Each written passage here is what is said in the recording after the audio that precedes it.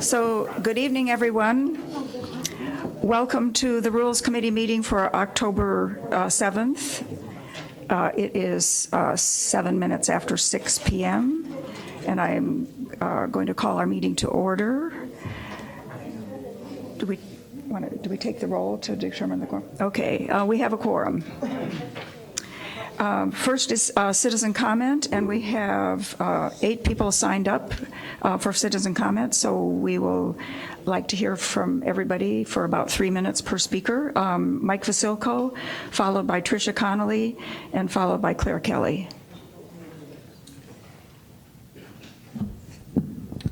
Thank you. Mike Vasilko, 2728 Reese.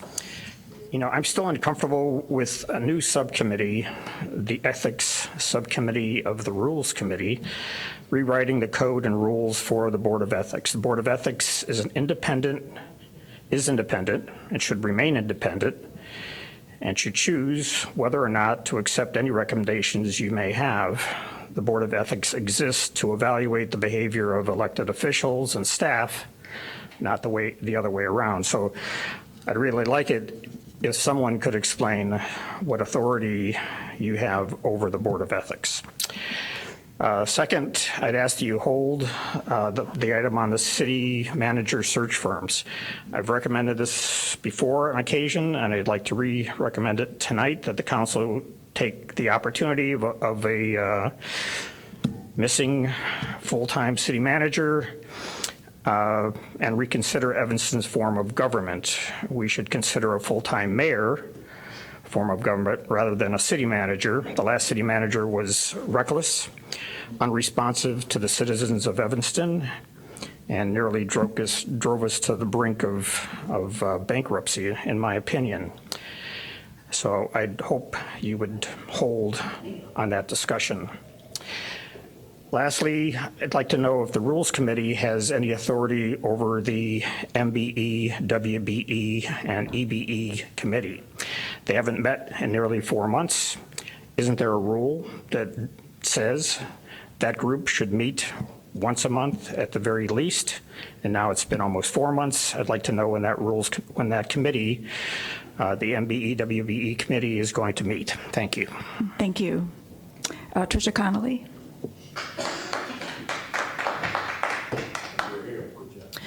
Good evening. Tricia Connolly, 4th Ward. As a public servant myself, I would hope, this seems painfully obvious to me, but in terms of emails from the public that are received by all of you, it seems like a no-brainer to include the resident in their email when you're forwarding it to someone else, somewhere else. We've already seen situations where, through FOIA only, that's how we found out, where emails get forwarded, the resident is mocked, and it's given to somebody else who might even be outside of the city of Evanston. I'm not sure why this isn't already in a policy manual somewhere. It seems, like I say, very obvious. As a public employee myself, there is kind of a protocol that we're expected to follow as public servants, and I think that would be just something that we would know if we're in office. So I know this is up for discussion tonight. I'm curious what the discussion is, really, and I would hope that all of you elected would just say, let's get this done, and let's make a mandate that before we forward any resident's email anywhere, they're included in on it. Thank you. Thank you. Claire Kelly, and then Nancy Serenen. Claire Kelly, 1st Ward, and I'm here to second that also. I think it's incredible what we've seen in terms of our elected officials, and it's very different than a private citizen forwarding emails to even outside residents, mocking them, sharing emails. It's just incredible to me, where the moral rudder is up here. Among at least half of the aldermen sitting up here, we've seen emails forwarded and mocked to colleagues up here and to private citizens. I'm a public school teacher. It would never occur to me to send a parent's email to a colleague and make fun of them, or just let alone send that email, or to an outside resident. It just wouldn't. I mean, that's pretty clear. It's amazing to me that we need to be here tonight, that the rules, that the ethics board needed to issue this recommendation that you have a policy. Well, it's clear that we need this policy because it's happened many, many times that we've seen, and God knows how many we haven't seen. So I don't understand why we're not voting on this. Peter, somebody, could you please explain why this is not an action item? Of the 3 recommendations from the ethics board of December 3rd, you voted on the one. You voted not to censure Ann Rainey.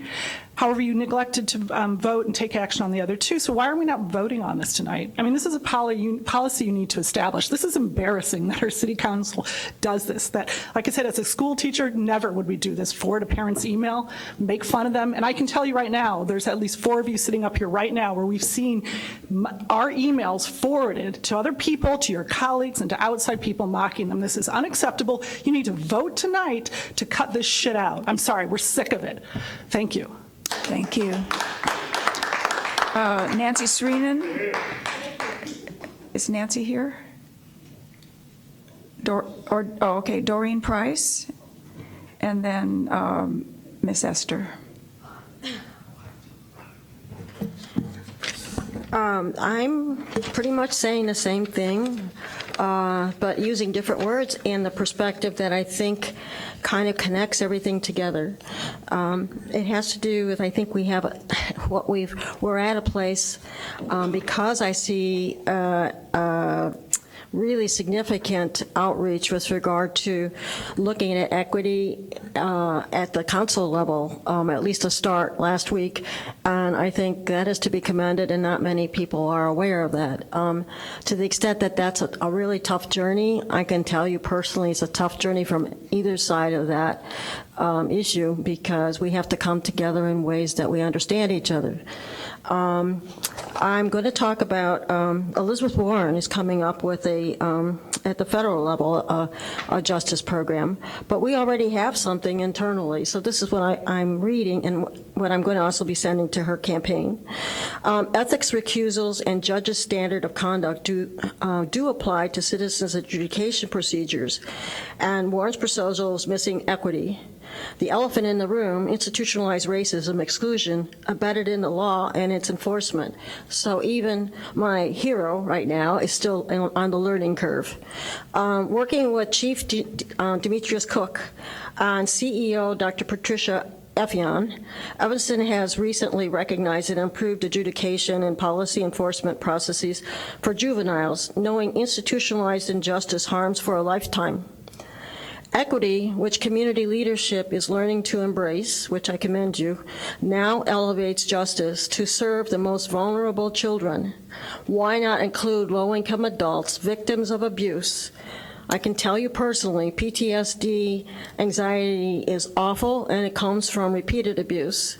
Those with disabilities or struggling residents with hardships borne too long.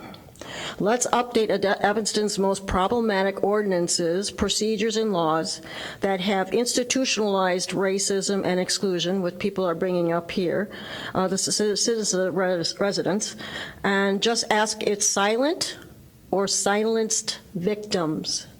That part is really important because you're afraid to speak up, and that also applies to your in-house process for evaluating people who have been abused either sexually or have felt that they've been abused either sexually or with racism. You need an outside counsel that's aware of this, and you need to be treated first before anybody's going to talk to you and ask questions. Trust me, from an anxiety level, you want somebody to reassure you you're okay.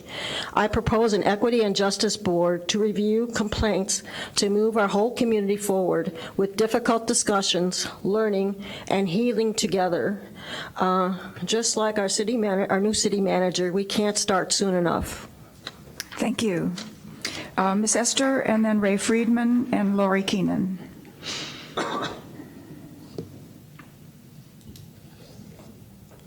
Good evening.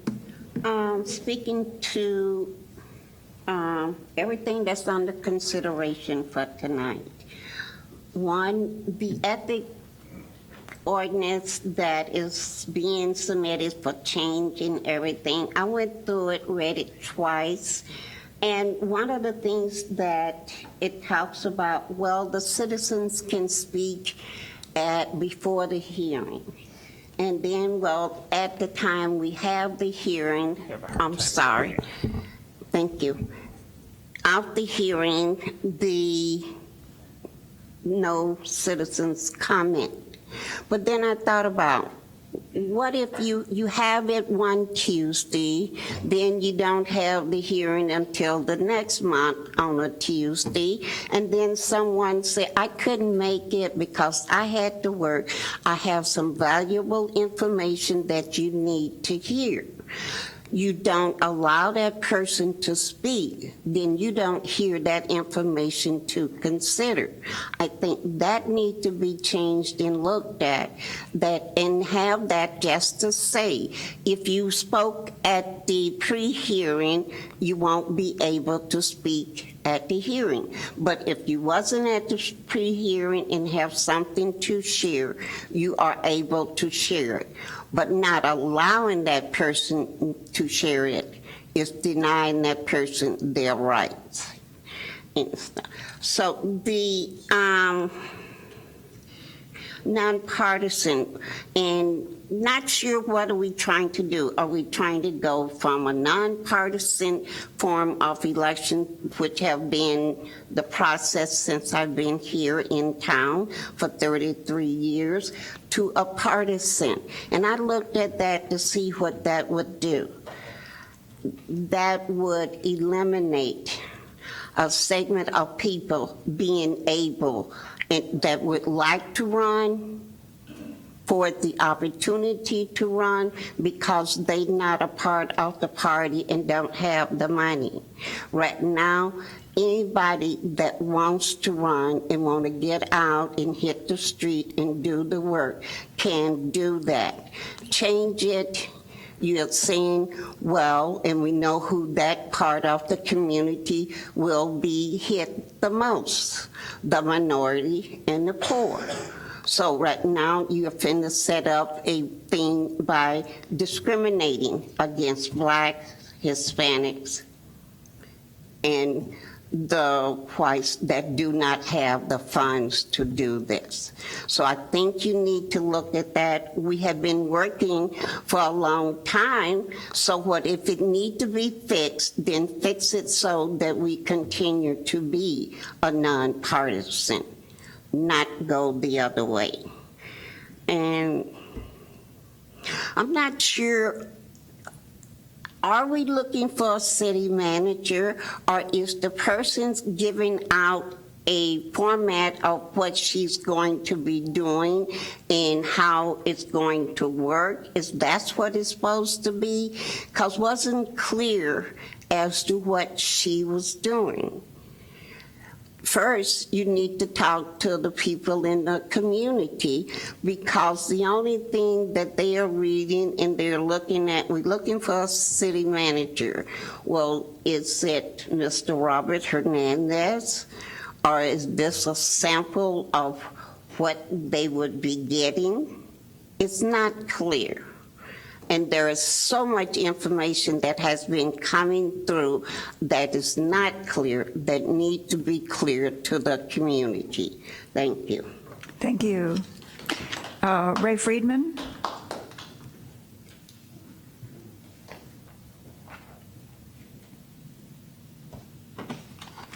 Good evening, everyone.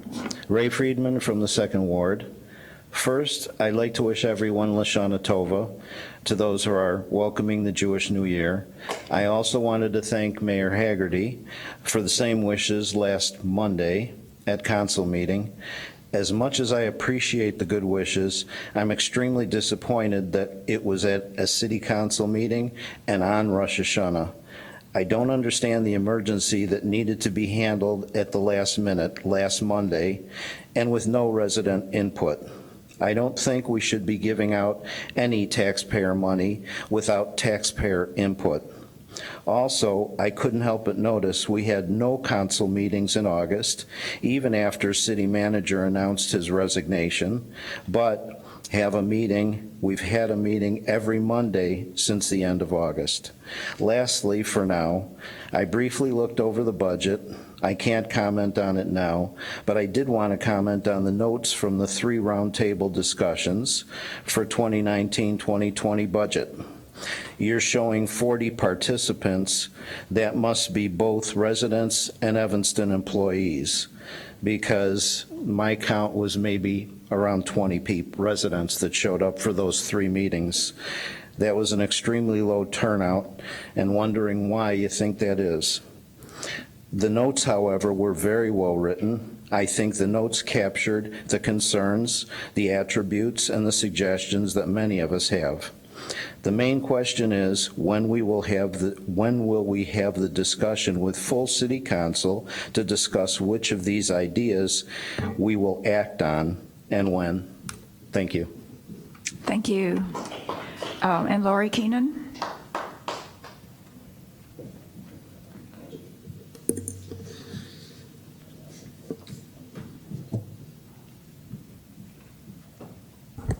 Hi, I'm here tonight actually to speak about the, I guess it's just for discussion, I wish it were for a vote, the forwarding of private emails by citizens to the city council without the sender's either approval or awareness.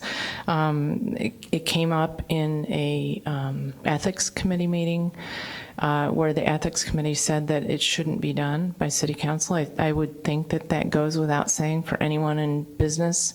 I think we all know that the intended recipient is where the email should stop unless permission is given by the sender. So I would hope that this is sort of a no-brainer for you guys and that you can take action to consider that emails are private unless otherwise stated, and that as public officials you would take that responsibility very seriously and not forward the emails of citizens, especially in a mocking tone to other residents. I've found a number of things online about ethics and email, and I'm sure any one of you with the capability to Google these things can also find that. So I'm hoping that this is for discussion tonight. I'm not sure how much discussion there should even be. It should be a foregone conclusion that these things should not be forwarded, and that as public officials, you wouldn't do so. Thank you. Thank you. All right, next on our agenda is approval of the minutes of our meeting of June 3rd, 2019. Do I have a motion?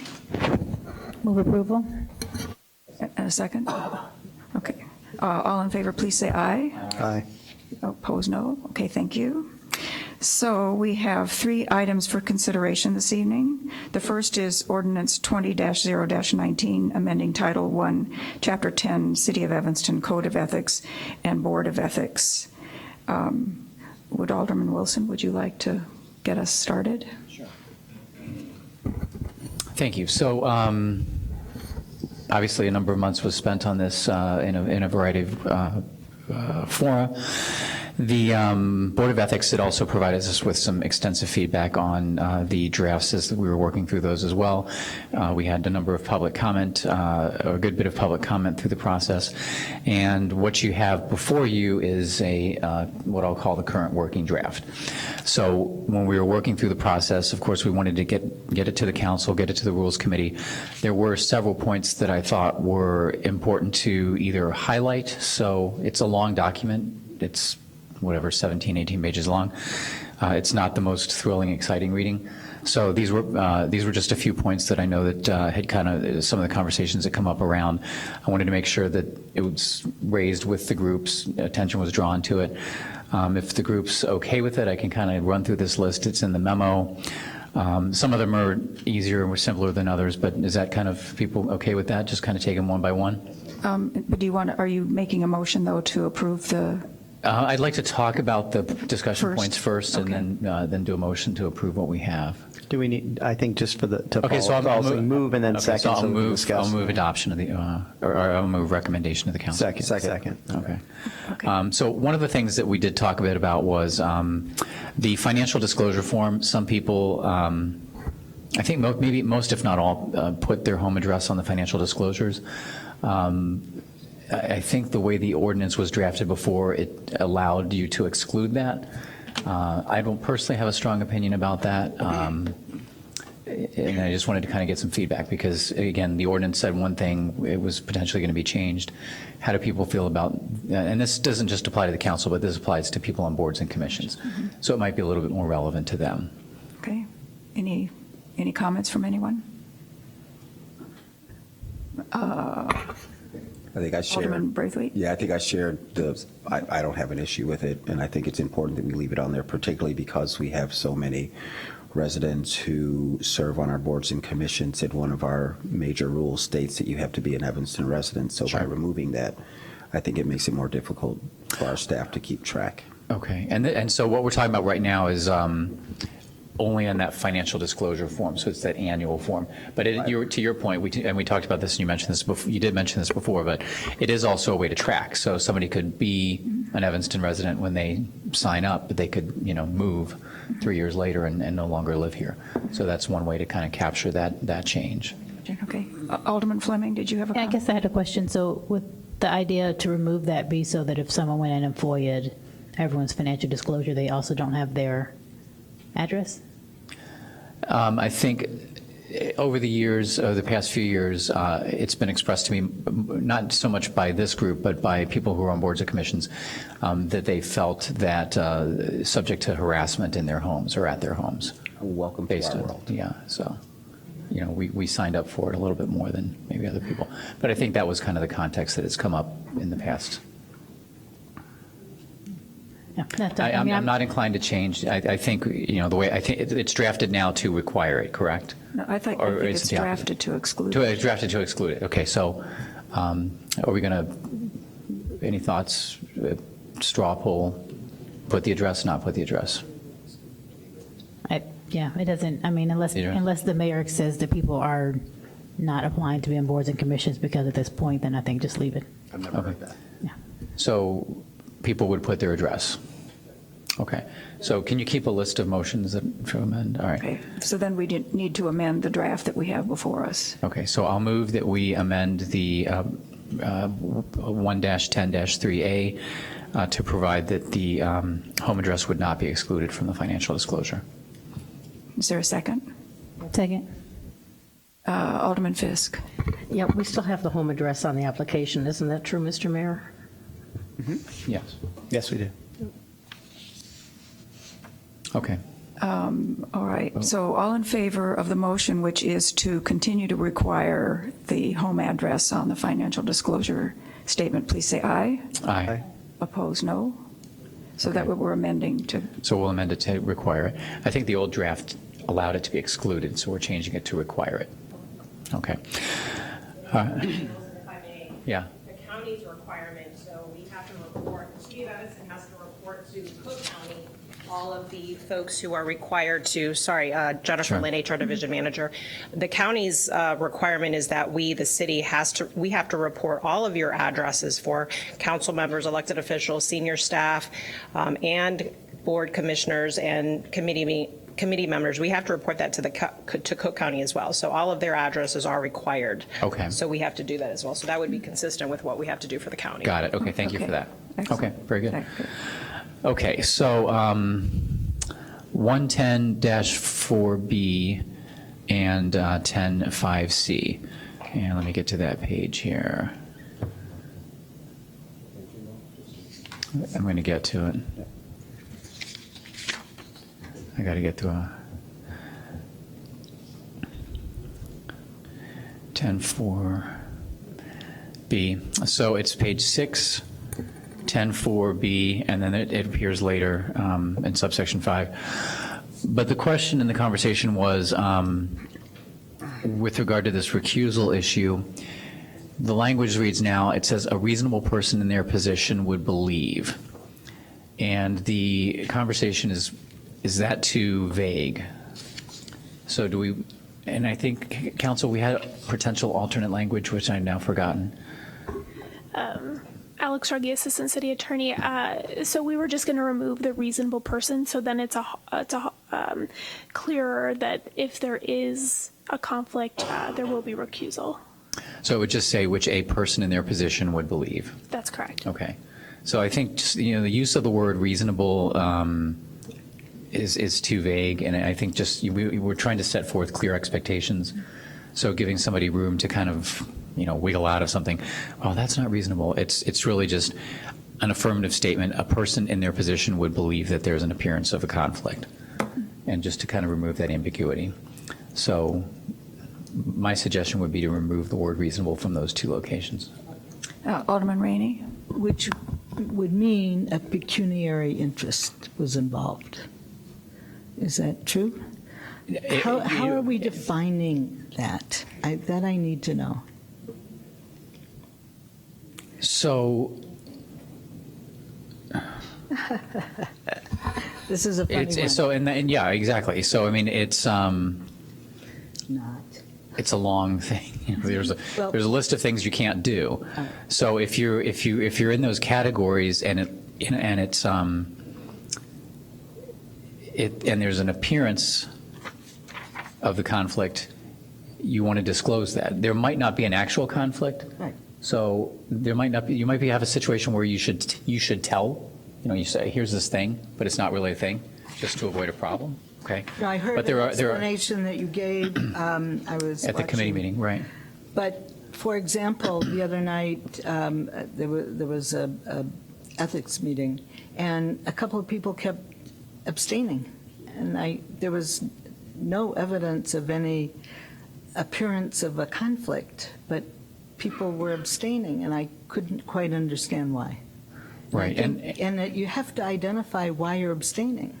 Right, and our rules require us to identify why you're abstaining, and this, I think it says you're supposed to say what it is, right? You're supposed to disclose it at the meeting. No, I don't think it says in a couple of places. I think we need to make Well, that it says it in subsection B, must disclose either in advance in writing or verbally at the meeting at which such matter is to be entertained. So that applies to everybody. So, you have to either, if you know it ahead of time, it's a good idea to put it in writing. If you don't, if you just realize it at the meeting or at the board or committee, you could bring it up there, but it would have to be raised. You can't just, the intention here is not to just say, well, I abstain. You shouldn't just abstain, because then there's it just looks bad.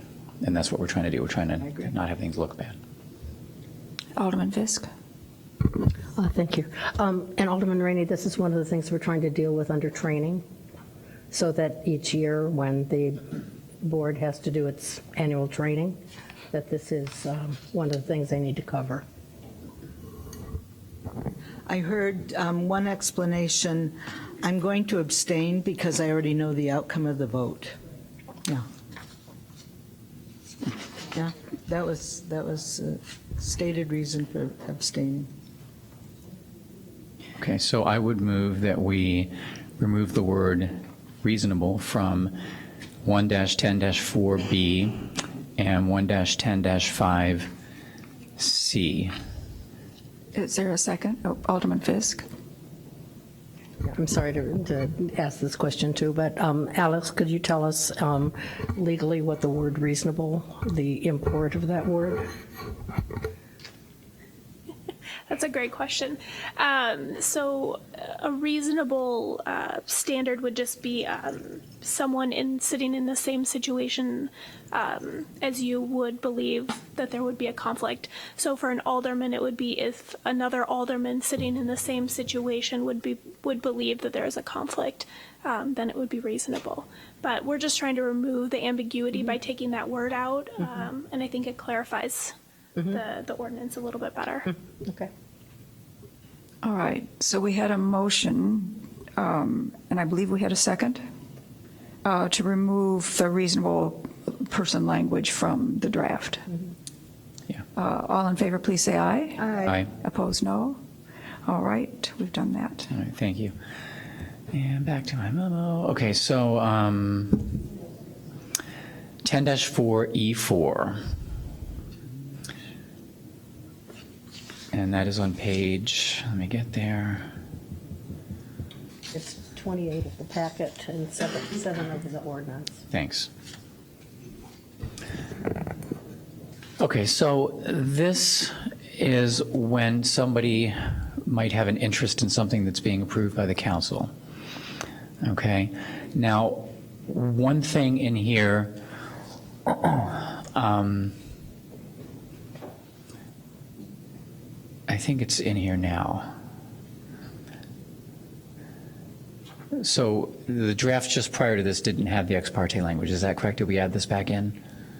I don't have the last draft. So the question I wanted to talk a little bit about is, can somebody on a board or commission have outside contacts or discussions with somebody who is making an application, or in this situation here, it could be, for example, the ethics board. So could ethics board members talk to the complainant outside the meeting? Or could the zoning board of appeals talk to somebody who wants a new air conditioner too close to the lot line outside the meeting? You know, as a general principle for lawyers or judges, you're not supposed to meet, the judge isn't supposed to meet with one of the sides, you know, over coffee and talk about it. So we wanted to include that general concept in this draft such that people on deciding boards or commissions or on the council, not the council, on deciding boards or commissions are not having those kinds of ex parte conversations if they're a deciding body. And I think the two that come to mind are ZBA and the Board of Ethics who actually hold hearings. And the Plan Commission rules, I think, already prohibit. I think their rules already have that. So, But may I ask a question? Sure. So in the mental health board, where they're giving out funding, each mental health board member is a liaison to whatever agency they've given funding to, and usually that agency then requests funding for the next year. So they're having communications. I think they're supposed to meet with them a couple times a year just to, you know, see how things are going and such. So in that case, that's part of their role on the mental health board. So they would have communications probably with an agency that's going to apply for funding again. Now, obviously, we're not encouraging them to have communication and telling them what to put on their application so that they get the funding next year, but they are having these communications as part of their role on the board, and then they are granting funding. And they don't, I mean, at this point, they're not set up to excuse themselves or recuse themselves from the vote because, you know, it's the agency they were assigned to because they rotate throughout the, you know, throughout the term. Okay. Should we let Alderman Fisk or Alderman Wilson, do you want to respond? Well, I just really wanted to quickly say that the relationship as a liaison is already stated. Yeah, it's stated as your goal. Right. So everyone's aware that there are going to be those conversations going on, and the liaison is going to be reflecting that at the meeting of the. Yeah, they report back during the year. Yeah. And as a general proposition, what we don't want to accidentally capture is situations where, for council members, we're expected to go out and talk to the community. So we don't want to say, okay, we can't talk to anybody in the community about anything. We can only, you know, have public comment. That would be, you know. So we don't want to inadvertently capture that. And I think, you know, the language to some extent might do that. So what I'd propose or proffer is that we amend subsection 4. I don't have easy language handy, but I would move that we, when it comes back to council, change subsection 4 to ensure that it doesn't capture council actions or other committee actions where the body is intended to be communicating with the public. But at the same time, if there's a deciding body conducting a hearing, which is something of a different nature, that those ex parte communications are prohibited. So I would move that we adjust it to include those two ideas and concepts, as I just stated. Okay, so we don't need to vote on that because we're still waiting to see what the new language will be, or? Well, can we just vote on like whether we have language about those two? You know, right. I think the concepts set forth in the language can reflect that. So. And can I just clarify? So if someone approaches me because they've got an idea for a piece of property that they own on Central Street, right, I'm allowed to talk to them? You would be allowed to talk to them, yeah. Okay. Yeah. As it is right now, that might be in question, so I want to clarify that. Yeah. Okay. Okay. All right, so with the direction to staff to clarify this section as we've just been discussing, all in favor, please say aye. Aye. Aye. Opposed, no? Okay. Okay. And I should have printed this page out separately. 110-4H, which is on page, is it 29?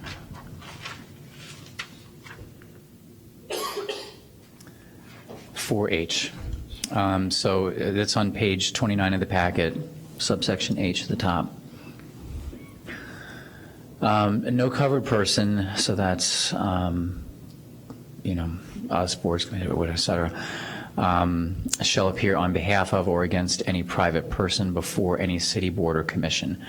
This shall not include appearances on behalf of themselves, their spouse, or minor child.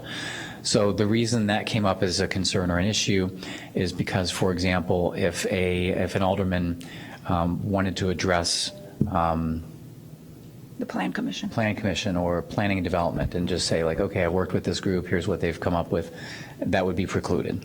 So I wouldn't want to preclude us from, coming back and reporting, and in instances, sometimes it's appropriate. We're expected to advocate, or if we feel that way, to take a contrary position on something. I wouldn't want to preclude that from happening. So again, I don't have language carved out, but I would like to move that we modify subsection H to allow council members to address boards or commissions as appropriate to do their jobs, essentially. Alderman Rainey.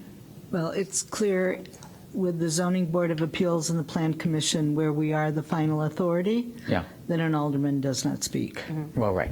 So, I mean, That's in that's, those, in the rules. but otherwise, I mean, it's pretty clear that if we have a spouse or ourselves, if we're like a member or, we have involvement in, a not-for-profit, we identify that when we're on the council. And, I mean, it doesn't mean that we can't participate in supporting. We can support the Moran Center, we can support Connections for the Homeless. We're almost frowned upon if we don't. Sure. Right? Sure.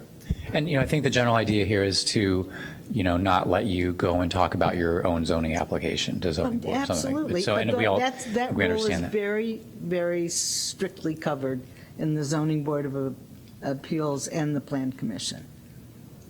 So I'll just reiterate that motion to adjust subsection H to allow for the council members to, in circumstances where it's appropriate and not prohibited, to appear to advocate for or against matters as they deem appropriate.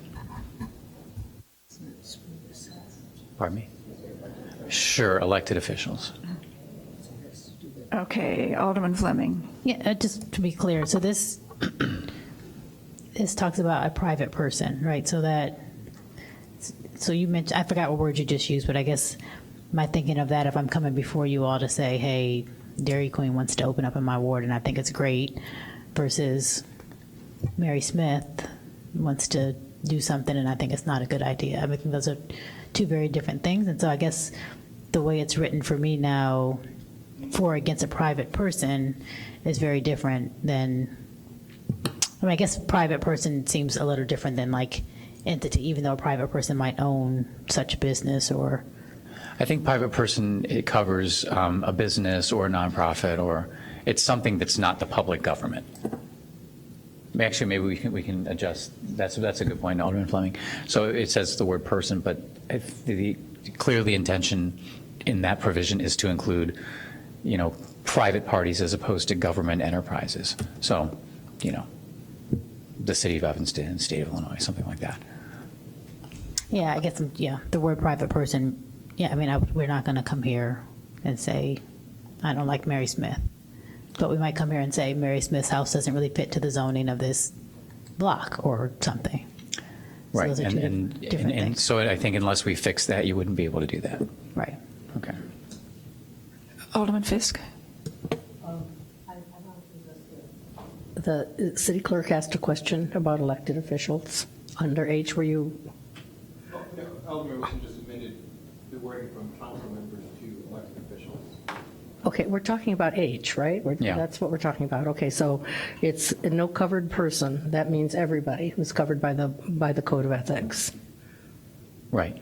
Yeah, And so, Yes. I'm just That's talking about pretty- a smaller carve-out, so I'm not saying Right. eliminate the whole thing. I'm Right. just saying add a carve-out to that. right, Okay. right.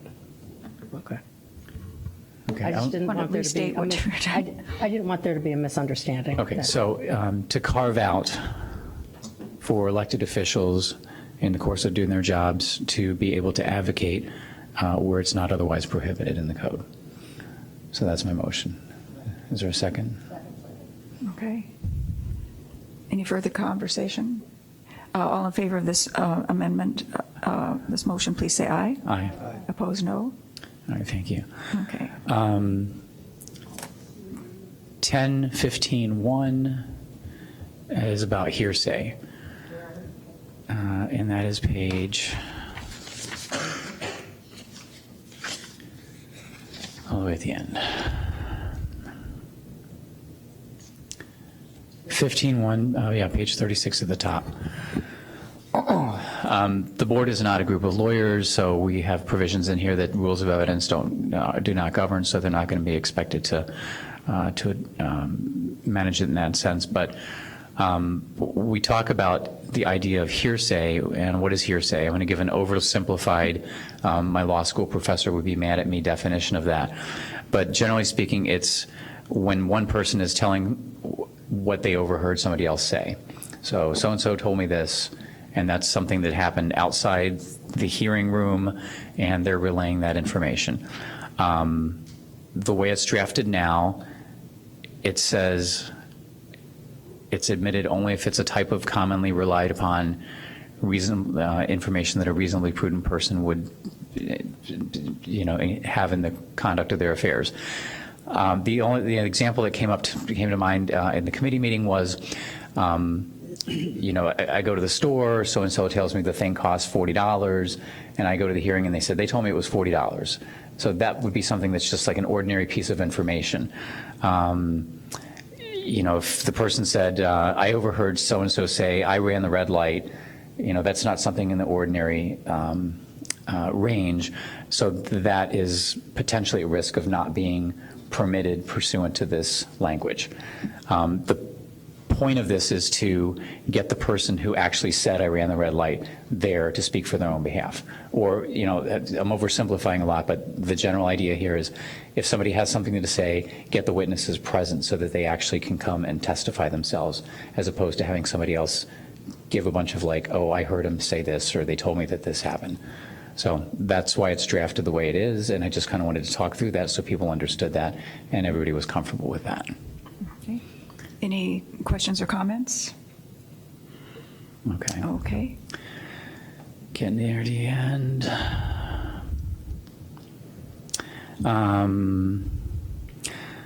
Fine amount, I think it's $500 now.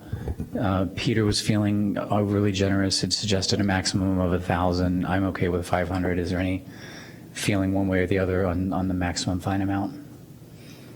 So maybe I should make the comments that I made at the last meeting. So if you look at the different members of council and what we're actually paid for an alderman who makes $15,000, it could be, one could argue 500 is a reasonable fine based on the compensation that we receive, whereas the mayor's position is 25,000 versus the clerk's position that is 64,000, or 4 times the amount.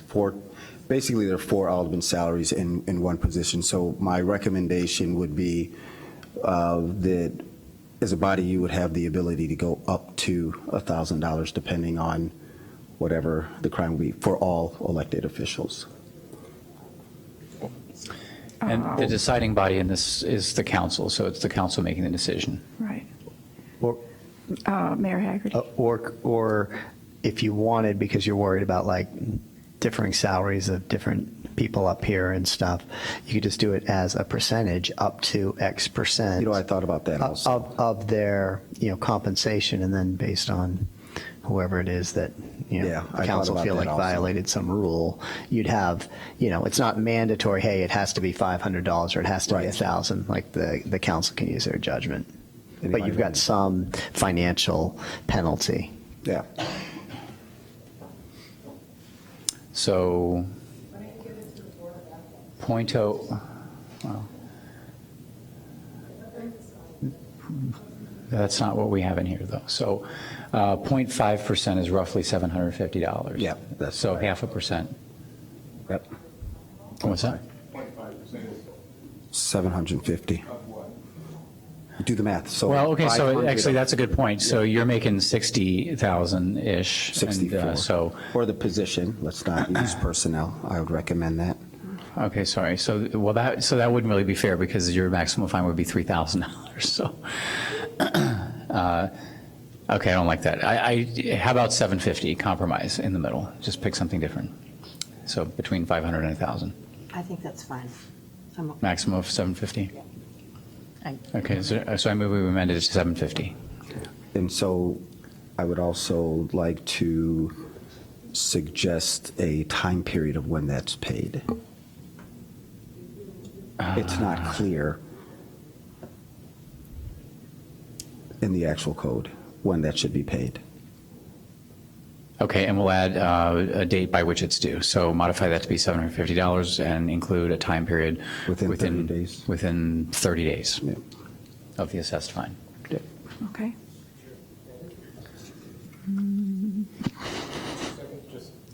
If I can make 2 seconds. Sorry, if I can just make a quick suggestion. I think that if we're talking about fining, if this carve-out is for elected officials, it shouldn't be the council that's deciding if there's a fine imposed. I think that, hold on, don't do that because then they won't. I want to know, I think it's best that the ethics board would determine, the council, you can decide if they're guilty, but maybe the ethics board should determine if there's a fine, so there's some independence. Yeah. Thank you. Is this Thank coming you. from the Board of Ethics? No. No, I so mean No, Peter thought The fining. Peter came up with a different amount. And so this is for the council to decide. Right. But the imposition of the fine comes through a recommendation from the I think that Board was just kind of Ethics. across the board. Everybody talked about it, so. Okay. Yeah. Okay, so move that we change it to a maximum of $750 to be paid within 30 days of the assessed amount, or assessment. Okay, any further discussion? I do have a question for clarity. I was following. So you're saying this fine, so the ethics board says whatever they say about the charges, I'll say for lack of a better term, that comes to us for us to discuss or whatever, but when the ethics board makes their findings, they don't say, we suggest this has a $50 fine. They just say, we think X, Y, and Z of such matter. I guess, I mean, I think if we put a fine in there, the assumption is if that's the penalty that if they're bringing forward, just like the OPS, so if the OPS says the officer is correct or incorrect, they also then would suggest, and then they suggest the penalty, or does that go to, that goes to the chief, for the chief to decide the penalty, doesn't it? As I'm talking it through. It's a personnel issue, it would be the chief. So the chief does it? Yeah. So then they just say what they think of the thing, yeah, okay. I could go either way. I guess I see so if the ethics board says, Alderman Fleming's guilty, she should pay $100, and then it comes to us and we say, we don't agree, or she is guilty but not $100, and people hate us. If they say $100 and we take the $100 and people love us. So I think I could go either way. I think if we're going to have a fine option and we're saying that this board is the one who is kind of looking into that and overseeing all that stuff, I'm fine with them suggesting a fine. I think they have to understand we might not take their fine suggestion, Right. but if they want to, in their ruling also say we think this falls in the $500 category, I think we should give them the power to do that. Obviously, it all lies with us being the council. Well, and so part of that, to overturn an ethics board decision requires a supermajority vote is built into this. So thinking ahead, it would be an awfully long night if we were haggling over, 2/3 vote on every single line item. the way this is drafted right now, it's more a decision on whether there's a violation, and then the council has to come up with the appropriate penalties. I'm much more comfortable with that as opposed to, it's not written in a way to, the advisory opinions are limited. Advisory opinions on like every aspect of potential punishments would be, and they would be there all night long or for a long time, like, haggling over what the penalties are. So it's sort of like, they're the judge, we sentence. That's kind of how the general. But they could also say we couldn't decide on a penalty, right, and send it to us without a penalty. They have not recommended a penalty in the last term, fine. So if we were just to look at past practice, they have not forwarded any recommendation to our city council with a fine. So I think it would. Well, I don't think there was authority to do that. So, I mean, the bottom line is my recommendation to Alderman Fleming's comments would be, it would be, the last stop would be city council would determine what the fine would be.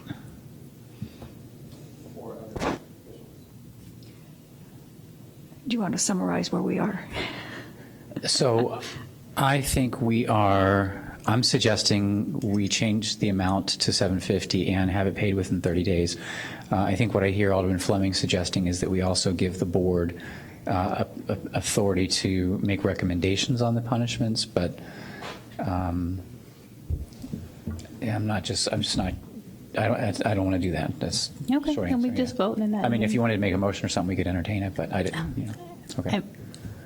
I mean, I don't need to waste, I mean, if no one's interested, that's fine. I could just vote no to the motion that's up. It's not going to be up at night about it. I just think if we have a fine, if we have a board, if we have penalties, then they should do it all. Obviously, it comes to us and we can say we think $750 is too high. We're going to say $200.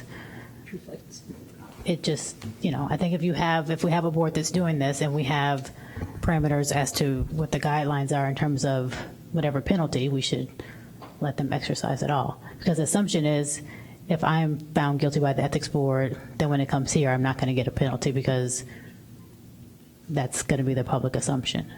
So we might as well let them do the whole thing, is my opinion. Well, it depends on how bad you were.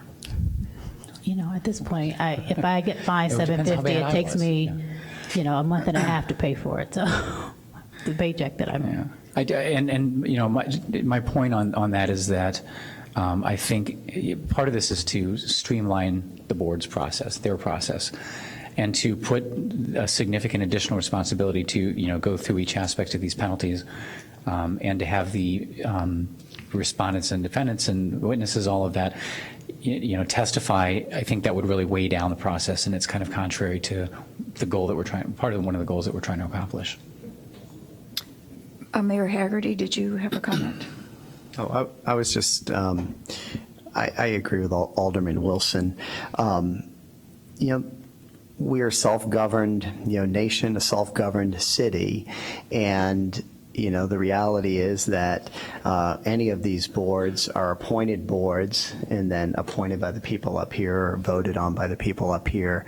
And when it comes to something as serious as putting a financial, penalty on someone to hold them accountable, I think it should be the elected body that decides that, just like, the ethics board is doing the work and sort of, holding a hearing and making, a findings based on that. Ultimately, it's the elected body of representatives in a self-governed society that determine, what the,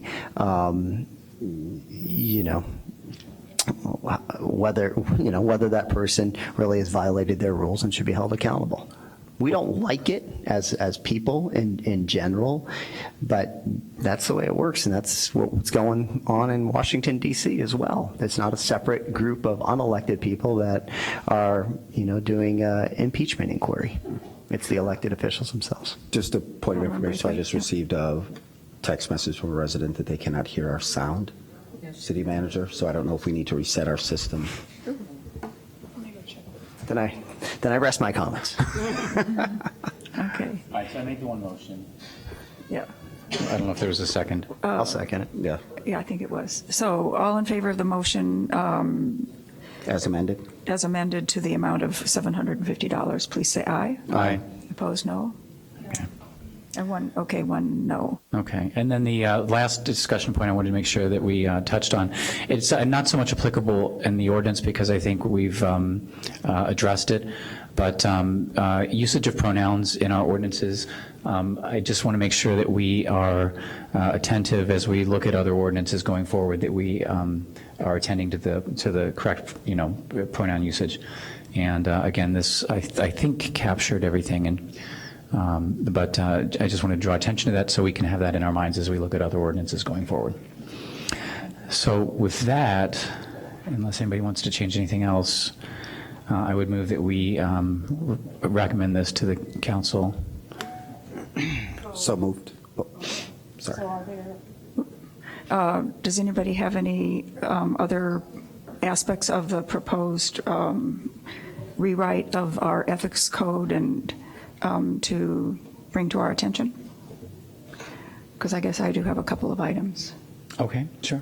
Well, first of all, I guess I question the proposal for the Board of Ethics to serve only annual terms as opposed to at least a somewhat longer term. It seems to me having an annual term, it's as though they are up for judicial retention every year, and that that makes me uncomfortable.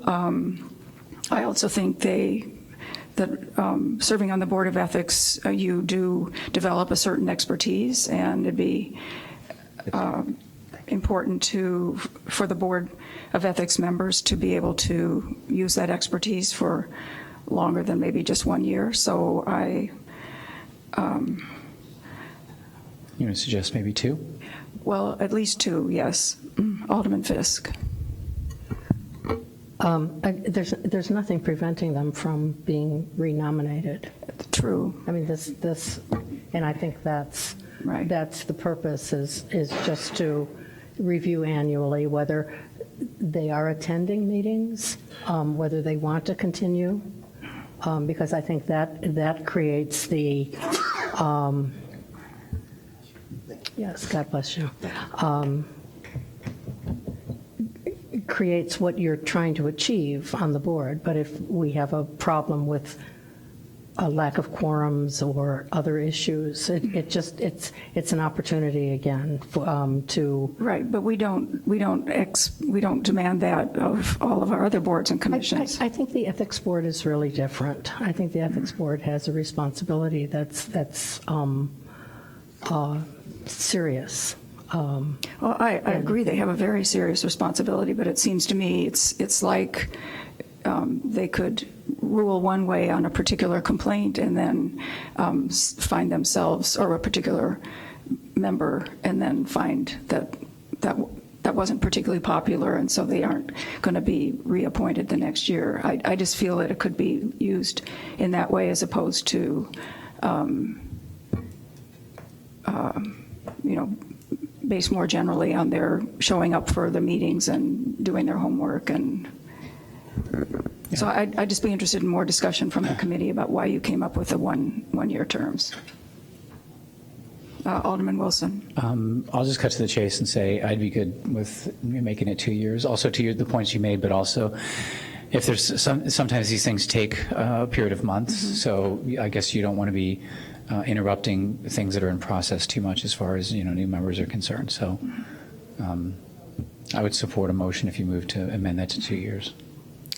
Okay, well, then I will move to amend the draft to provide for 2-year terms rather than annual terms. Second. Is there any discussion? Then all in favor of, whoops. So you're the chair, so. Oh, I'm sorry. Okay, I'll move it that it be revised to 2-year terms, so. Okay. Is there a second? Second. Okay, there's a second. Any discussion? Then all in favor of changing it to 2-year terms, please say aye. Aye. Aye. Opposed, no? Okay, I guess we're changing that then. And then I had the draft, there's a conflict between one place it says that the that the hearings are going to be conducted by the Board of Ethics Chair, and then in another place it says they're going to be conducted by the special counsel. So we need to clarify. Which section, please? Oh, boy. 1-10, wait, no, I just didn't anything here. Conduct of hearings, 1-10-15-3, it says by special counsel, and then 1-10-14D says by Board of Ethics Chair. Page of, the bottom of page 27 is the first section. Actually cost us before. Yeah. So did you make the edits, Alderman Wilson? Page 27, Yeah, no, 10-15-3. I thought we did discuss that in our last meeting. Okay, so maybe, so could we just fix that? So it should be the Board of Ethics Chair? Yeah. Okay. So I move that we correct that to say Board of Ethics Chair. Okay, is there a second? Second. All in favor, please say aye. Aye. Okay. And then 1-10-4A, impartiality. 10-4A. The section addresses all employees, and I guess I'm wondering why it's specific to employees and not all covered persons. So that did also get talked about a bit. So same kind of things. We are elected to, make decisions. So if we had to say yes or no to something, we have to make a decision. We can't be completely impartial in the decision. So we have to either advocate or, not advocate, as the case may be. So, of course, the person who, if we're not advocating for it, somebody is going to be disappointed. And of course, that's not impartial to that side. So that's why it was revised. Employees are expected to be impartial because they're hired to do the business of the city, right, and they're not hired to advocate. And so, but we're elected, in many instances to advocate for positions. So that's why we limited it, Okay. as it is limited. Alderman Fisk? Yeah, and this is something that the Ethics Board itself was struggling with on all of the meetings that I watched. They were having difficulty defining this, and I think we had a good conversation at committee. And Alderman Wilson, if I can just say one more thing, at the end of this, when we take the vote, I hope you'll thank the members of the committee that are not here tonight. Okay. Alderman Rainey. I do want to speak for this, but Okay. Then I think we're ready for another issue. Okay. Throughout the comments here, there's references to that the board shall meet every 30 days on, I think it's the third Tuesday. And then it says, however, from time to time, they can have special meetings. I want to know, how do we define a special meeting? And what is the nature of a special meeting? And why would a special meeting be called? So my intention in that language is to allow for scheduling at for the availability of the parties that are involved. So for example, if a complainant or a respondent has to work every Tuesday and they can't get off work, you'd want them to have some flexibility to work around people's schedules. All right, well, the reason That was my intention. Okay, the reason I brought that up is because it can work the other way. In the case when I was before the Ethics Committee hadn't met for 3 months. And my case came before the Ethics Committee, and the Ethics Committee met. And then there was a situation where my attorney announced that he had a judicial order to have a 5-day trial on a divorce, evidently, that had been dragging along, and the judge ordered. And the Ethics Committee said they were going to have a special meeting, and they scheduled 9 days later, as opposed to, the first meeting was at their regular monthly meeting. And we requested that next meeting be their next monthly meeting. They said, absolutely not, it's going to be in 9 days. And they absolutely refused to schedule it for the next month. And, I mean, it just caused all sorts of chaos, and anyway, so that can work against the so-called defendant or Sure. the party that's being. So- So I would like to see something in here that provides some protection for the person being accused. So 1015.6 is a provision on continuances. They On absolutely, page they absolutely 37. refused. They totally refused. Okay, so we've, page 37 of the packet, towards the top. Hearing proceedings shall be conducted on a set date. It allows, there's a couple of situations here where continuance is allowed. If you have good cause that's shown, a postponement can be granted at the discretion of the board ethics chair. Now, was So- that already in the ordinance, correct? I think something Yeah. along those lines. Well- But here's what we added to that, though. We added that the complainant or the respondent shall be granted a continuance as of right. So without regard to discretion, you have a right to a continuance at the first scheduled hearing after there's been a determination of jurisdiction. So, and that's if you want to get counsel or if the matter was scheduled without consultation with the respective party. So in other words, if they set the date and that's a bad date for you, you're entitled to a continuance no matter what. They can't say no to that, at least once. Well, I'm not sure if that fixes that, but that was, that concept was discussed a bit. And so maybe between now and when the council comes back, maybe look at that closely and see if that kind of addresses the concern, because it is a concern, particularly if something's getting scheduled without input from a party, or if there is a legitimate conflict. Alderman Fisk? What if we just put something at the end of the first sentence? So all hearings proceedings shall be conducted on the date set in, upon agreement with the affected parties? Can we just do that or not? Well, the parties might not ever agree. It's not probably won't ever agree. Or in consultation with the respective parties? One would hope.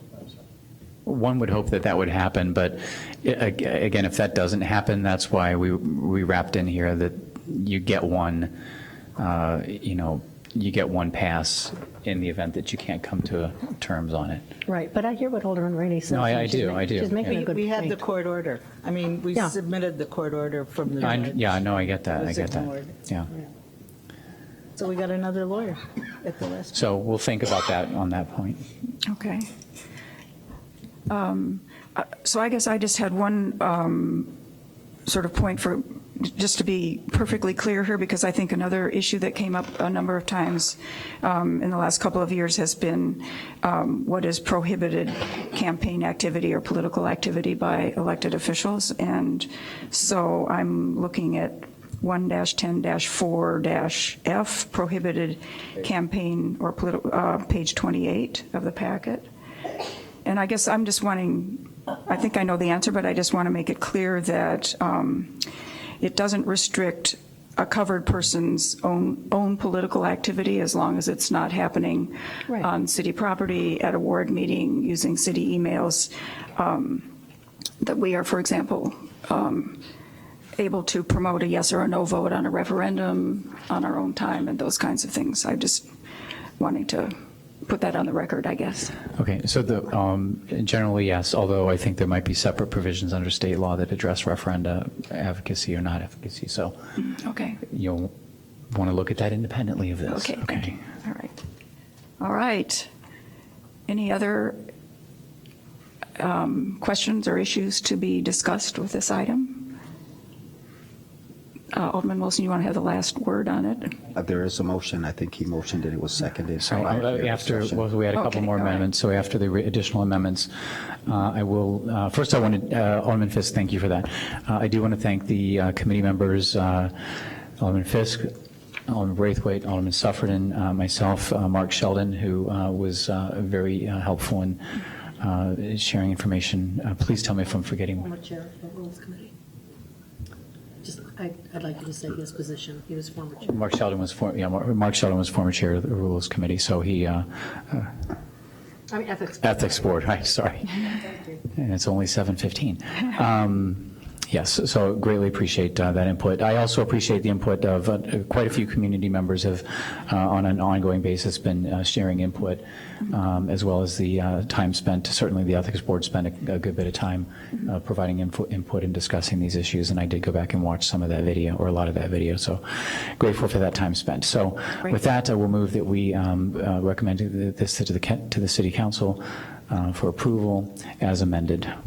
Second. Okay. All in favor, please say aye. Aye. Aye. Opposed, no. All right. Thank you all very much for all your many meetings and hard work. All right, thanks for your patience on all of it. Okay. Our next item is the discussion of nonpartisan elections. If we would like to hold nonpartisan elections, the City Council should pass a resolution submitting a public question to a referendum not more than 1 year, but not less than 79 days prior to the next regular election. And the next regular election is March 17th, 2020, which means that the Council will need to pass a resolution by December 30th in order to add the referendum question to the ballot for the next election. So do we have I think we would be looking for a motion to draft a resolution. Okay. Is there discussion? Alderman Rainey. One of the interesting things that we received in the memorandum is that Hugh writes that state legislation requires us to have a referendum to go from a partisan election to a nonpartisan. We do not have partisan elections now. So I'd like to learn more about that, because we have never had a partisan election. And, you know, since, I know he says in 2001, I believe I have every single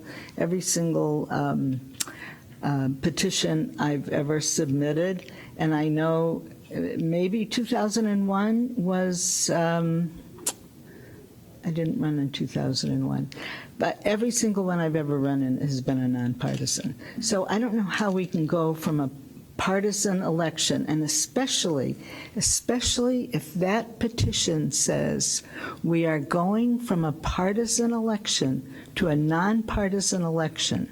And that's what the referendum is all about. That makes that does not cut. So, Alderman Wilson. I think we need to think about that. Right, Alderman Wilson. Do you have an answer for that, Alderman Wilson? Or yeah, our council. I can address that. I believe what happened is that in order to be nonpartisan, you have to pass the resolution or a referendum, and so the city never did that, so we just automatically are a partisan even if we have not been operating that way. So the state, their opinion is that we need to pass the referendum in order to solidify that we are nonpartisan. So I understand that we've been operating as nonpartisan, but we went back and had a lot of people look into the history of it. There has not been a referendum passed, so we would need to do that to continue to be nonpartisan. Yeah, I'm not challenging that. I'm not challenging that there hasn't been a referendum. I'm just asking how we can have a referendum that says we're going from partisan to nonpartisan. That's what I'm asking. Just, if I may answer, just because folks we've done it wrong for a while doesn't mean that we shouldn't start doing it right. And so I think the real question is we've just done it wrong. We made somewhere down the line, folks dropped the partisan labels, and instead of classifying themselves as independent, they ran as nonpartisan. It became the norm here, and we never passed a referendum. So we are technically going from a partisan form of government to a nonpartisan. Do you know when we ever ran a partisan election in the city of Evanston? Not in recent history at all. I mean, But when is recent history? Going back to the 50s, I haven't seen anything that shows that we've run a partisan election. What if it fails? Oh, my And goodness. if it fails, then folks can run as, independents, or like the Skokie has the Skokie Caucus Party, so you can form an Evanston Caucus Party or a Democrat or a Republican or whatever Then else. don't we have to do something else to determine what it is that what kind of election we're running? No, then we'd fall just directly into the partisan schedule for filing and everything else. So we wouldn't have to do anything. There would be no further efforts if it fails.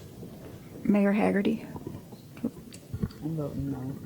So if we do nothing, and the next election cycle occurs just like the past ones have, can someone file a legitimate complaint to take people off the ballot because they didn't declare a party? Well, what would happen is that folks we'd have a clear understanding, so the information put out by my office would be put out as if we're running a partisan election, and so folks would, you can run as an independent, or you can run, you don't have to choose Democrat or Republican, but you do have to choose some party or be independent. Then it would have to do with when you filed your petitions, because you do one thing one time and one thing the other. Well, the only thing that would change with petitions is instead of saying that you're running nonpartisan, you just pick a party. And so everything else would work the same. But there are different deadlines, aren't there? Yes, exactly. So there would be a different deadline, but other than that, the filing period and the way the objection process works, to the mayor's question, the objection process would work exactly the same. Okay. Alderman Wilson? To, I think it was Ms. Esther's point, this is to keep it the same as we've been doing it. So even though we didn't have to, it's been working okay for 50, 60, 70 years. So yeah, I'd like to move forward with this and just cross the T's and dot the I's and have it correctly on the books. So I move that we proceed with having the resolution drafted. Okay. And Alderman Fisk, did you have another comment? I was wondering where, did we get a copy of the General Counsel's office confirming that a referendum is necessary? Not in our packet. No, I know it's not in the packet. I'm asking staff if there was a letter from them. I'll have to check with my office to see if we have a letter, and if so, I can distribute it. It's my understanding we didn't get an official letter, but based on the law department's research, this is a recommendation. Yeah, where did this start? I mean, where did the question come from in the first place? I think the question came from the past election. There was some challenges to the filing deadlines of certain candidates based on the partisan filing and the nonpartisan filing. And so during the last election, that's when we first realized that the city of Evanston had never formally passed the referendum. Okay, because I just a minute. Clarification to that? Yeah, I'm having conversation. Just 1 second, please. So when I was downtown at the State Board of Elections and asking how to fill out the forms, because if you don't fill them out, you could be knocked off the ballot, I was told that we were nonpartisan. I mean, the State Board of Elections said that. Okay. Their staff said that. So I'm just trying to figure out if they're already on record and communicating to us that we're nonpartisan, why we have to do this. And I understand the belt and suspenders approach to it, but I'd like some more clarification on it, because I don't think, if we're going back to 1949 then the league has information that as early as 1949 we were doing nonpartisan elections, and that seems to be the method that we were using up until 2001. Is that the next date that there's a question about? And then last time, maybe all we need to do is a clarification. So I don't know what the cost of a referendum is, so I'd like to know that as well. Okay, I can definitely have the law department look into this with the State Board of Elections as well. So We're short on time, so I'd like to at least get it to council. So we can get more information as we go, but I don't want to, yeah. Okay. So Alderman Sufferton? Sure. As part of this discussion, could the law department and the clerk's office work together to find evidence that we in fact adopted the council manager form of government in November 1952? Well, yes. I mean, we do have evidence of that, so I can get that to you. Because when I was doing my research, I got lost. Okay, because if we're going to have to do 2 referenda, let's do them. We have until December to get them on the ballot, December 30th right? to get them on the ballot, yeah. Thank you. If I can make a note for clarification, and this is another issue that I think needs to be addressed at the same time. It needs to, I think, this referendum as well as one other need to move parallel. The objections that were filed in our last election actually legally revolve very little around our being partisan or nonpartisan form of government. The actual question was, there was a 1991 referenda that provided for a mayoral primary, and that was actually what caused the confusion with the mayoral candidates.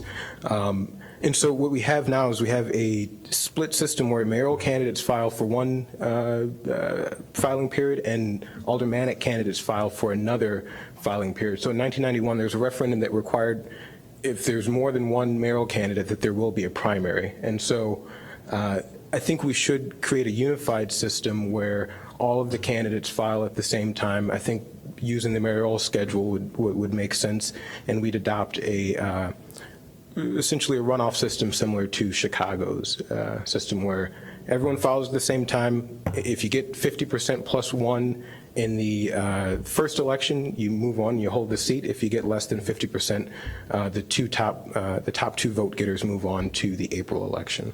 And that's similar to what we saw, or that's exactly what we saw in the mayoral election, and I think that should, to unify the filing periods and to lessen confusion, we should do that for all candidates in the city.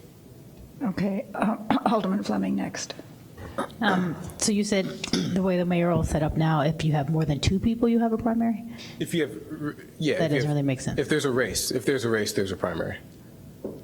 I think if there are more If than two. there's more than one. No. More. Having run, I thought it was because there were four or more more candidates meant that there had to be a So that's also triggered. So Alderman Ruth Simmons, for example, in a nonpartisan form of government, if there are more than four candidates that file for a single office, then it does trigger a primary. So there was some confusion there, but with your race, with the mayoral race, anytime there's more than one candidate, if there's a race, then there's a primary. And that's because of a 1991 referendum. Yeah. All right, that doesn't make any sense to me, but nonetheless, so I think everyone should be the same, because that was just not our Less than finest confusion, moment have a single in terms of alderman and mayor, but I also don't think it should be a primary. If 5 people are running for a seat, we have electronic ballots, we could have 5 people on, we could have a democracy, people could choose. So, I mean, I'm less inclined to have a primary. I think that was the first time we'd ever had that many people run. Very first time we had a primary.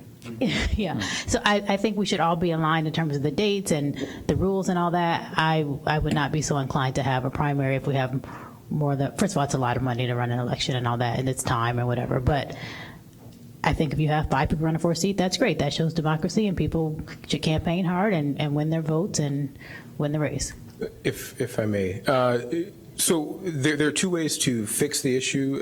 As you said, either we can put another referendum on the ballot that would end the mayoral primary, and then, you know, as you said, as long as there aren't 4 or more candidates running, a primary will not be triggered. But another thing is that research shows when there are more candidates on the ballot, sometimes the paradox of choice dampens voter turnout. So a primary system could create, you know, a system where folks are more satisfied with their option. You have a primary, and then the final 2 vote getters, and, you know, your choice is between 2 folks, and someone has to get over 50% of the vote in that scenario, rather than someone winning with, you know, 10% of the vote because there are, you know, 6 candidates. All right, but let's just assume we have a healthy voter base and people are engaged and they're going to vote and turn out no matter what. So anyway, I just think I think we should all be the same in terms of the dates and the schedule and you know, the number of candidates. I don't think we need a primary. It's my personal opinion. Alderman Wilson. I just reiterate what I said. I would want to go ahead with this resolution for now. Okay. Keep that moving. The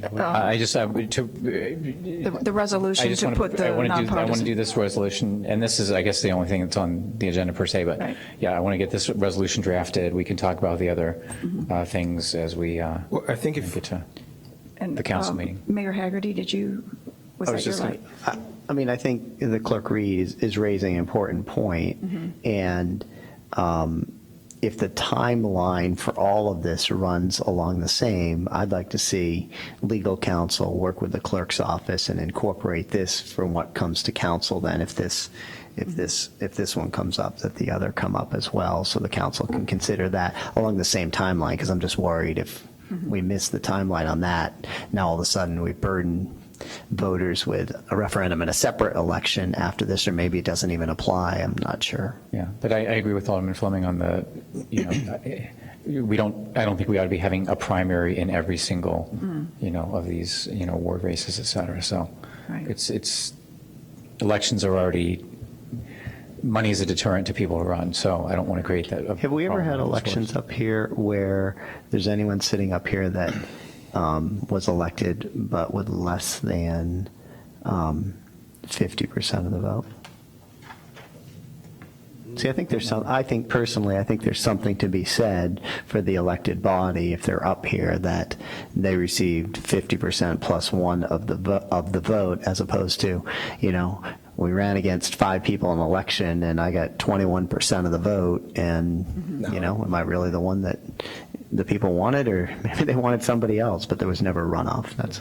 That's my concern. If we just said, hey, we're going to have one election, however many people run, the plurality wins. That doesn't sit well with me, or right with me.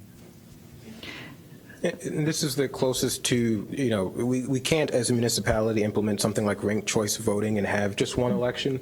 This is the closest to that that we could achieve with the current constructs of our, election system as dictated by the state. Right. So this wasn't on the agenda, and I'm fascinated, but we should probably have citizens who might have an opinion either way. Can we have this as an agenda item on a council night? Right, yep. So tonight we have before us the motion to direct staff to draft a resolution for us regarding a nonpartisan, officially becoming nonpartisan, and then we would ask for further information for these other issues that were raised tonight. So can I just clarify? I'm sorry. Sure. Can I just clarify on that? Like, we're asking staff, the clerk's office and the legal counsel to work together, but ultimately because of the timeline to bring that forward at a certain point to under the city manager's sort of direction to the city council on an agenda. So that right. Okay. Yeah, because we do want to get it, be sure to make that deadline of December 30th. Before December 30th. So, yep. Alderman Rainey. We do want to see to see the letter from the state or the county, whoever we need it from. Yeah. Yep. Okay. So all in favor of the motion to direct staff to draft a resolution for us regarding a nonpartisan primary, please say aye. Nonpartisan election, excuse me. Opposed, no. Okay, thank you. And we'll have further conversation about the rest of these issues at a meeting soon. All right. Next item is the item on our selecting a city manager search firm, and staff is recommending that 3 firms be selected to interview for possible selection for the city manager executive search. I move that we proceed with interviewing the 3 that have been recommended. I looked at the packet and the materials, and those do seem to make the most sense to me as far as the 3 to look at. Do you want Alderman Braithwaite, or do you want? Yeah, go ahead. Jennifer Lynn, HR Division Manager. I'm just recommending that these 3 firms be selected for your consideration for interviews. 3 of them have also been previous search firms for us. We've used Slavin before. We've used Novak before. They've all done Midwest searches. So they're all reasonably priced within the scale of proposals that we've received. So those are the 3 that I would recommend y'all interview. Okay. Alderman Braithwaite. Thank you. I know that this was a brief conversation, so I'm curious to know what the concern is with HR Gov that is local to Illinois, particularly when I look at the locations of the other firms and the cost to fly someone in, plus boarding, et cetera. So I don't know what the concern is, but I'd like to have that conversation publicly. Are you supporting HR Gov? Yeah, I think we stay with the one firm. and just make that decision. With HR Gov? Yeah. Mayor Haggerty? No. No? Okay. Yeah, so I would move that we move forward and select HR Gov as our primary search firm for the city manager. Is there a second? Second. Alderman Fleming? Sorry. I was going to speak to his question. I think it was myself and Alderman Simmons who had some concerns about HR Gov. But part of my concern is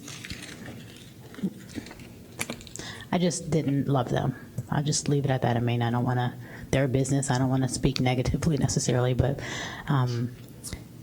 I can't speak to what Alderman Simmons' concern was. I think she had concerns about the demographics of the staff. That she looked on their website, is what she said here at the session.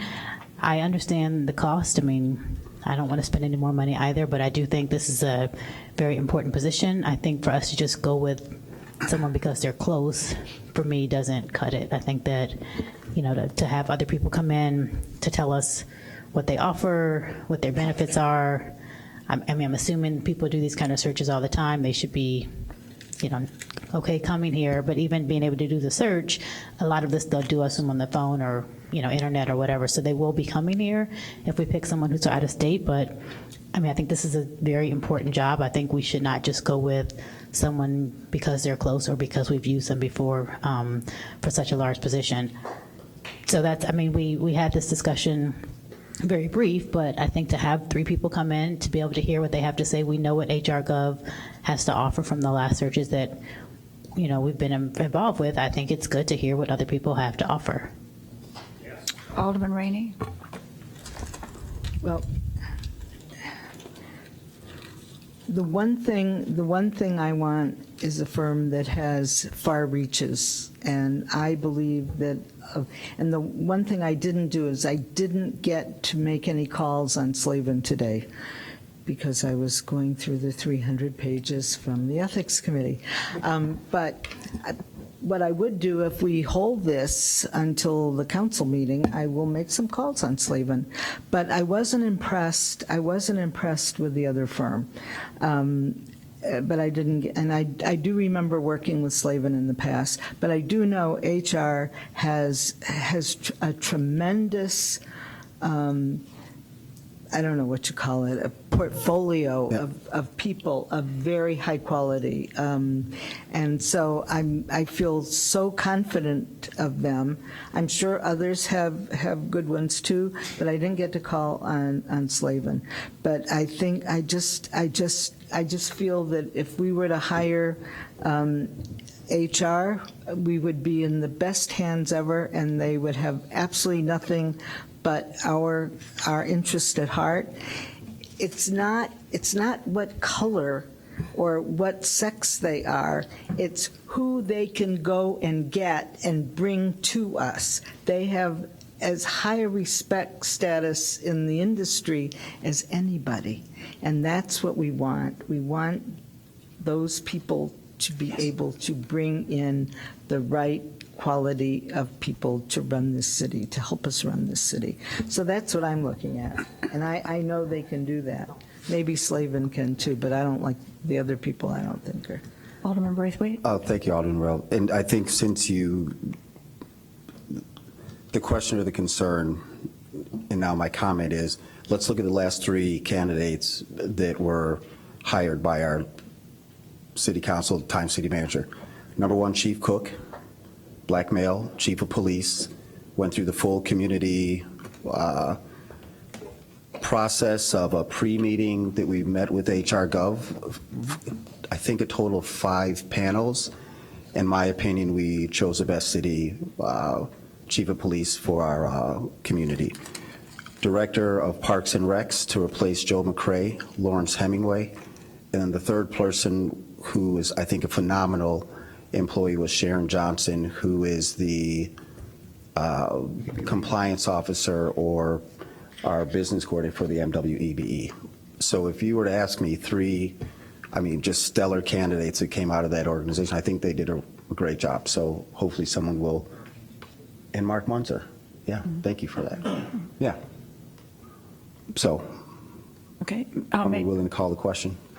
I think Mayor Haggerty had a quick light there. I was just going to say that I think, I think we got several great firms here. I think time is of the essence. I think we should begin this search as quickly as we can.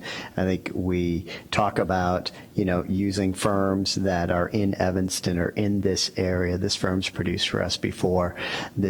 It's an immaterial difference in price between all these firms, just looking at this spreadsheet, and that we should get going. Yeah. That's how I feel. So do we have just one motion or two motions before us? Because One. We have Peter's motion. Okay, so the motion is to hire HR Gov to be our search firm. All in favor, please say aye. Aye. Aye. Opposed, no? No. I'm just going to clarify for the committee that this, because it's a contract award, this will return to City Council at the next scheduled meeting that we can get it done for. So then we would officially award the contract via the standard process. Okay, thank you. Okay. Just do a roll. What was that? Do you want to just call a roll? There were some different. Call of the roll, just because we had a difference of opinion here. Alderman Fisk? Aye. Alderman Braithwaite? Aye. Alderman Wilson? Aye.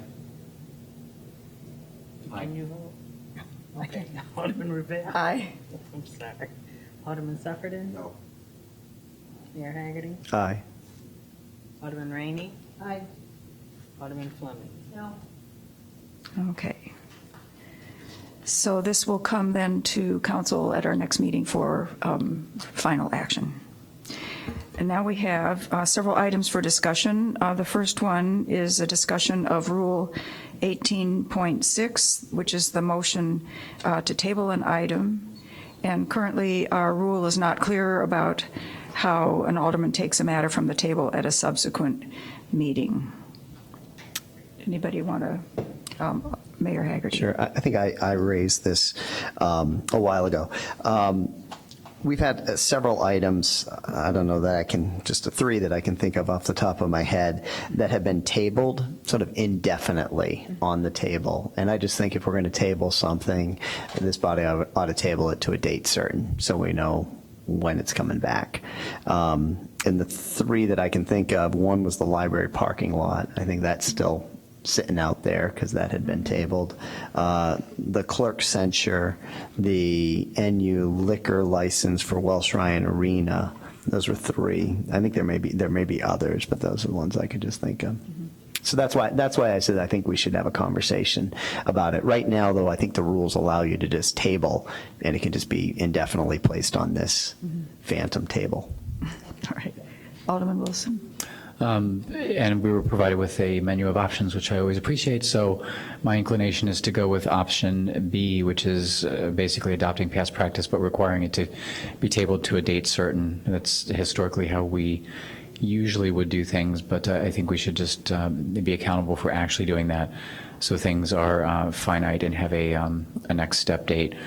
I realize that there are no ex post facto laws, so we'll have to figure out how to address the items that are out there still, but as far as going forward, I suggest that we go with option B and have a appropriate language drafted for that.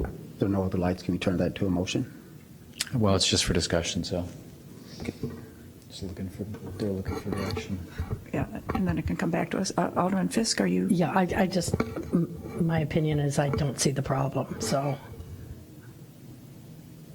I mean, does it just bother you, Mr. Mayor, that things are on the table? And I just think 'cause they that can be if we brought off have the table. business, I don't know, if we have business before the council and, we just table something indefinitely, it just seems like we're not doing our job to me. But it can be brought off the table at any time.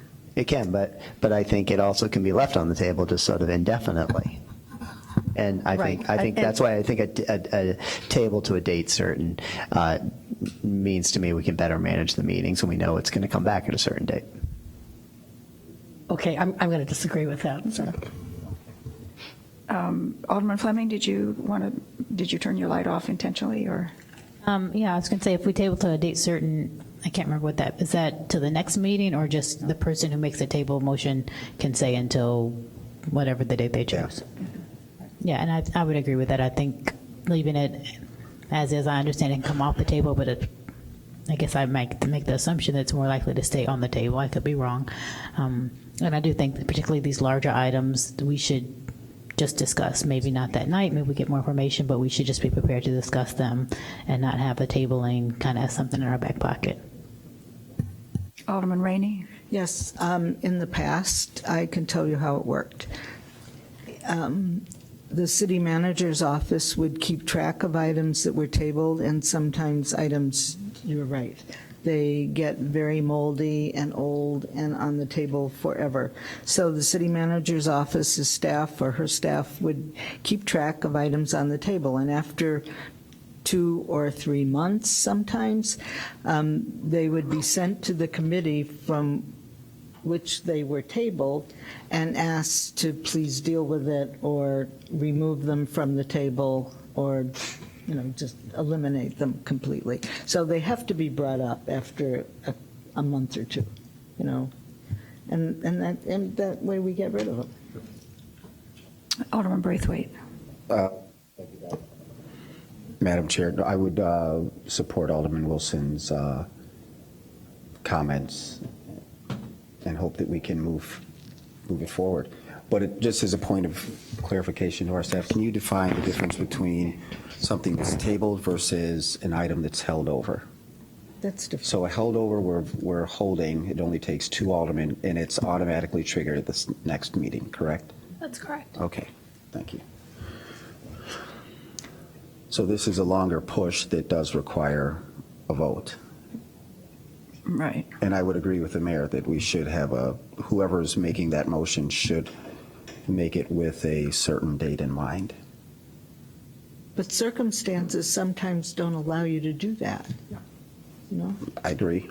I think our staff should bring it back after a month and say, deal with it one way or another. So you're now assigning a time period to it, which I would be okay with. Either way, we're all on the same page. Alderman Fisk. Except for Alderman Fisk. It wouldn't be the first time. No, it won't be the first time. No, I hear what Alderman Rainey's saying, and I mean, in my observation from previous councils, that is the way that it has worked in the past. I think, Mr. Muir, that this may actually work against what you're trying to do, because I think that tabling to a date certain actually adds the item as an agenda item at council. And you may be getting rid of it, but there may be information that's coming. There may be, maybe no one's interested in it, anymore, which, would default to Alderman Rainey's recommendation that staff handle this and keep track of it, so it gets confirmed that it should stay on the table or not stay on the table. But I think it actually does work kind of against what you're trying to do, because I do think it adds it on as another agenda item. Right. Yeah. It would. I mean, I just want to know that issues are being disposed of, right, in some fashion. And so when I see things on the table sort of indefinitely, I'm either saying, use this option that Alderman Wilson was suggesting with a date certain, and I was supportive of that, or if the council wanted to say, you know what, rather than go there, because I do recognize that sometimes it's, hey, we need more information, or in the case of one, it was like, well, I want the subcommittee to work on something before it comes back, so I don't know when they'll be done with their work and when the date should be, an alternative could be what Alderman Rainey said, and we just make that more of a practice of the council, that, city manager's office will, if this body itself doesn't bring that item back up that's on the table, city council or the city manager's office will within a 45-day period or something along those lines. Okay, so this is merely an item for discussion. Do we have... But we had a motion, did we, Alderman Wilson? Or just conversation? I think so. So would you like, Alex, oops, I'm sorry, Alderman Rainey. Could somebody tell us in a memo what items are on the table? I don't even know what they are. members of the committee. I do not have a comprehensive list. It's going to take me some time to go back through and hope that some other staff have some idea of what's been tabled in other committees besides this body.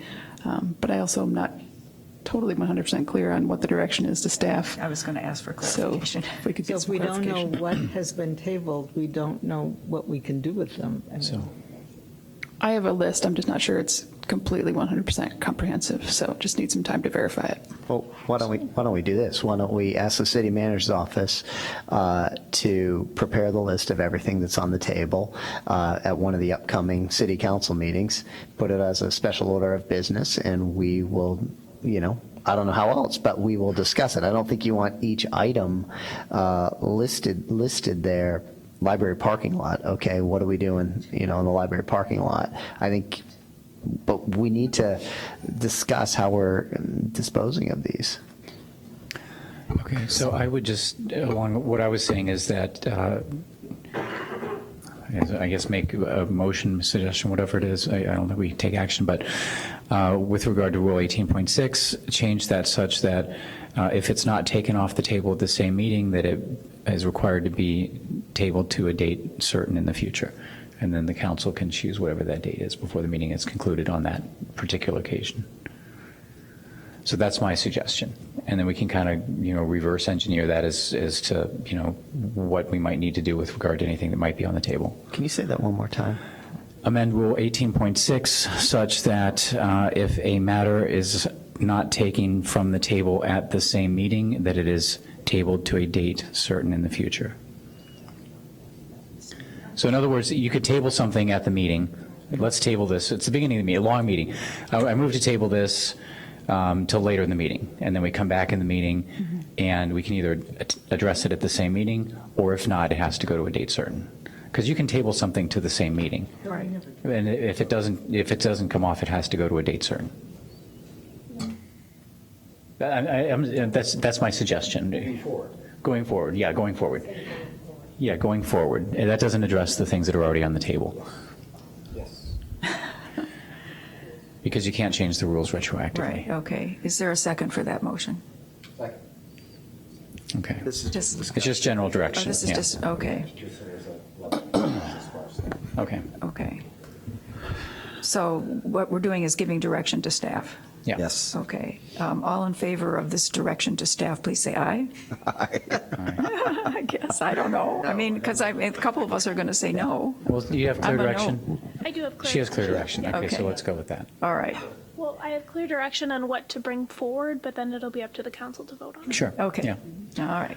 Just keeping track of time, everyone. Okay, here Still we have go. a human services after this. Yes, okay. We are now ready for city policy on forwarding emails. Alderman Wilson. Okay, thanks. I did go back and review the Ethics Board information, but I note that the board specifically made some findings, but one of the things that the board had said is that there is no, and this is the Ethics Board themselves, is saying that there is no expectation of privacy when we're getting correspondence. So, I try to tell people, I think it's on my messages, this is all subject to FOIA if you respond or write to. So anything that comes to us is in the public domain. So I don't think that I realize that that's uncomfortable, but that's just the fact of the matter. It can be FOIA'd. Hopefully, I've never sent any message that's inappropriate. I certainly have my share of frustrations. Hopefully that's not happened, but I think generally speaking, we should all be accountable for what we say and how we say it, but that's on us as the way we do our jobs. So that's what we have the election process for. Okay. Alderman Fisk. Yes, and I believe the Attorney General has opined on this. And I don't know if you want to. Well, so the Attorney General, based on FOIA, the emails are public, so there's nothing prohibiting the forwarding of the emails. Okay. Mayor Haggerty. Yeah, I just want to reiterate what I said at the last meeting on this item. If I recall, when this all came forward, ultimately this body accepted and placed on file that ethics committee report. And that included, these recommendations and other recommendations. So I feel like the body considered it, and the body chose not to act on it. So I'm not quite sure, what this whole discussion is about. I understand that, but everybody up here reads a packet, and they accept and place on file lots of things that they never ever talk about specific things. Like, that is the way that things work sometimes.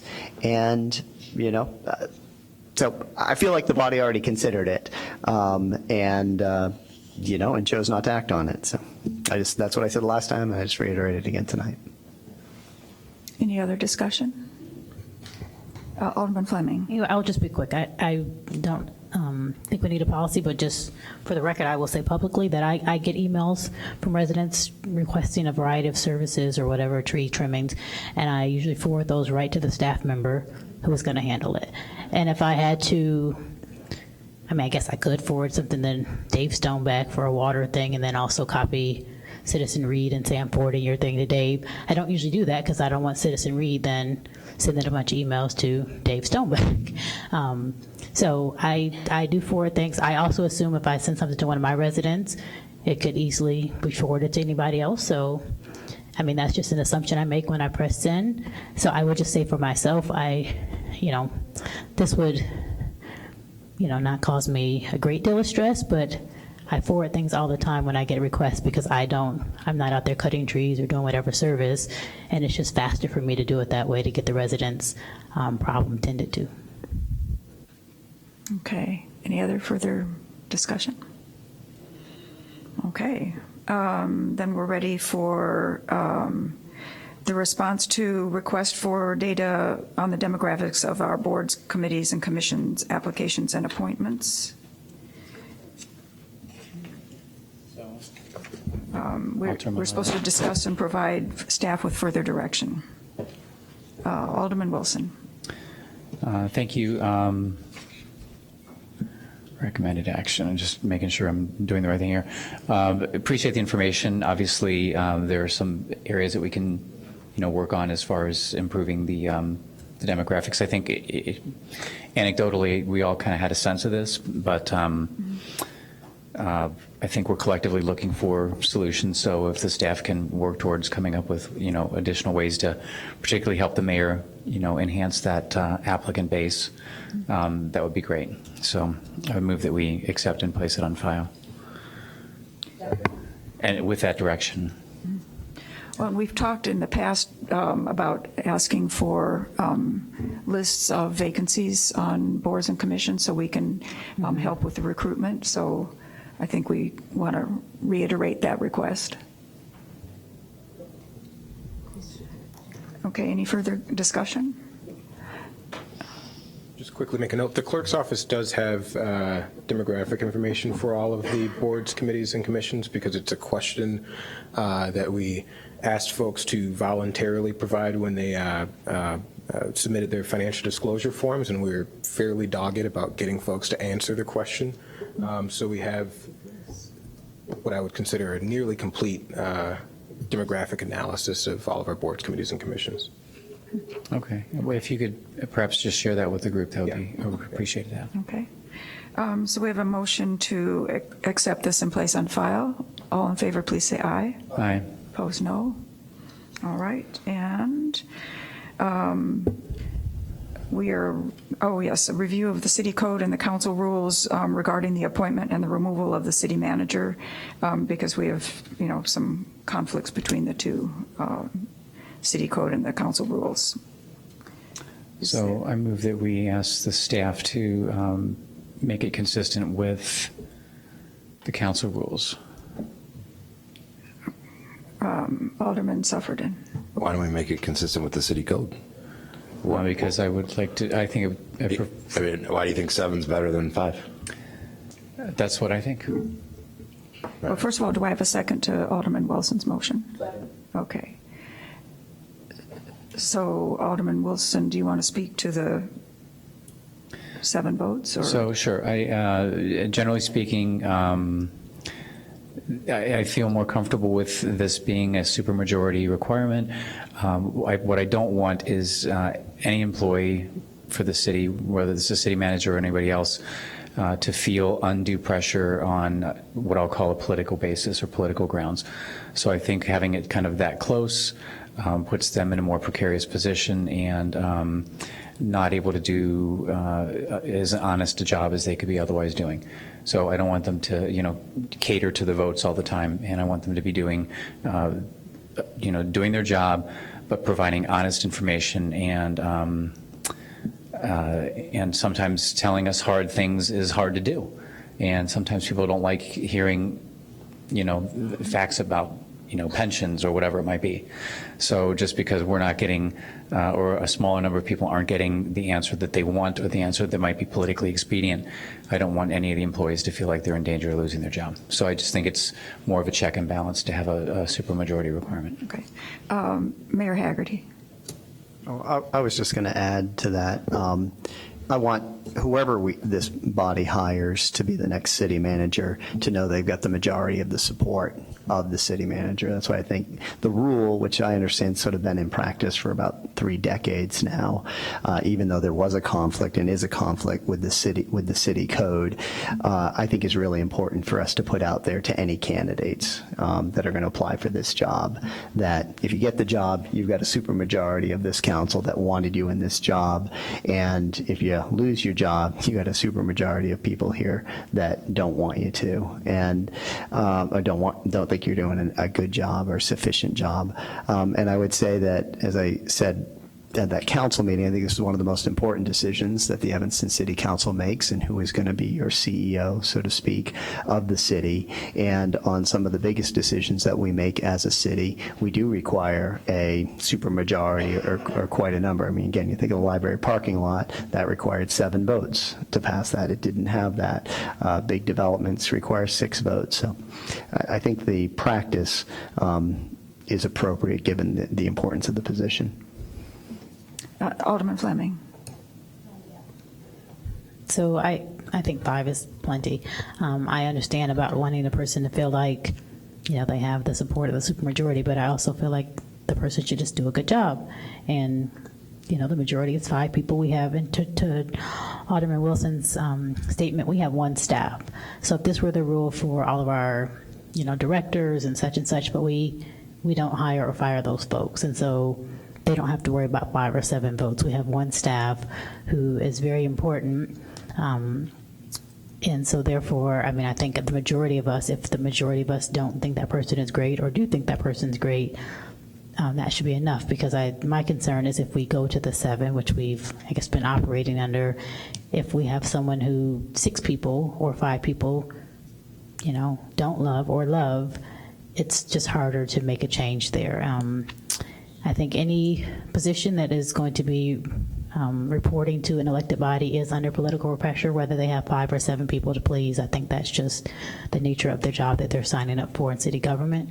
So I think 7 makes it, probably harder to keep or to let go of somebody. And again, just given the importance of this job, I think 5 is plenty, and that should keep the person eager to just do a good job all the way around.